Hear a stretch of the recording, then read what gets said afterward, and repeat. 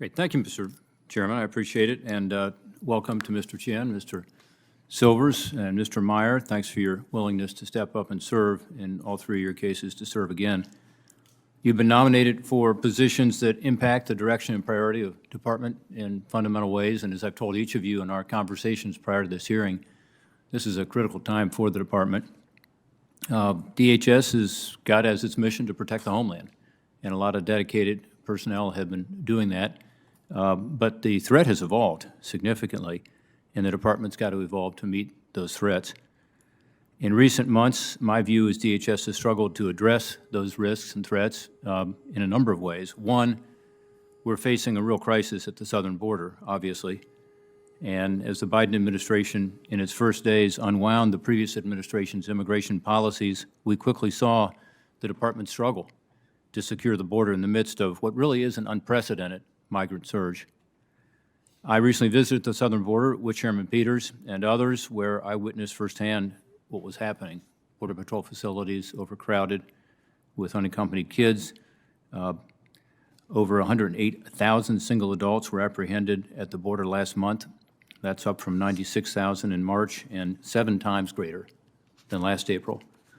On top of that, the Border Patrol conservatively estimates that 40,000 people who crossed illegally were not apprehended or confronted at all, but just got away, meaning came into the interior. We can't ignore the need for sound policies to stem the surge. It is unacceptable to shift this burden to frontline personnel and expect them to be able to manage the consequences of bad decision-making here in Washington. Further, the migrant surge has strained the capacity of the department to fulfill its other missions at the border, and that includes national security, protecting our border, such as intercepting the flow of dangerous drugs into our country. In fact, as our law enforcement personnel become overwhelmed with the migration surge, drug traffickers have known precisely how to press their advantage, and they've done it, and we've seen it on the border repeatedly. This leads to genuine risk to our citizens. Reports show that the seizures of fentanyl coming across the border have tripled in 2021 compared to 2020. That doesn't tell the story, as you know, because the vast majority of these drugs are not being apprehended. But what you'll hear in the border when you visit is that these drugs are coming over in record amounts, and it's happening at a time during this pandemic when overdoses are rising in the United States, including overdose deaths at record highs over the past year. We have the most recent data now from September 19 to September 2020 showing the highest number of overdose deaths in the history of our country. Being able to intercept these drugs helps in terms of reducing the supply, therefore the amount of drugs that's getting into our communities, but also the cost of those drugs. Cyber attacks, secondly, are a huge issue that you're going to be facing at the Department of Homeland Security, should you be confirmed. The national security secrets that are being taken, the personal information has to be addressed more effectively. Attacks like SolarWinds, Microsoft Exchange, most recently Colonial Pipeline, demonstrate the risks that we face.